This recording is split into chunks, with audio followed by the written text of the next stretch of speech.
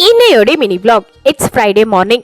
இன்றைக்கி பையனுக்கு last day of school. அவ்வளோதான், சம்மர் வெக்கேஷன் விட்டுட்டாங்க. ஒரு 58 நாள் லீவ் இருக்குது.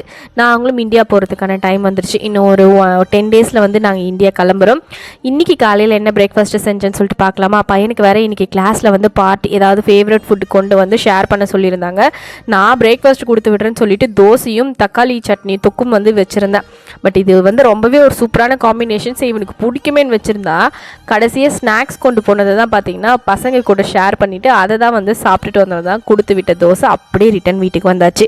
அதுக்கப்புறம் மதியம் அவன் 12:30 மணிக்கு வீட்டுக்கு வந்ததுமே அவனுக்கு ஒரு கிளாஸ் அளவு தண்ணி கொடுத்துட்டு உடனே குக்கிங் பண்ணவும் ஸ்டார்ட் பண்ணிட்டேன். இன்றைக்கி கொஞ்சம் லேட்டு தான். அவன் வரதுக்கு முன்னாடி எப்போவுமே பண்ணிவிடுவேன். இன்றைக்கி லேட் ஆகிடுச்சு. அவன் வந்ததுக்கப்புறமா வந்து சாம்பார் சாதம் தான் ப்ரிப்பேர் பண்ணியிருந்தேன்.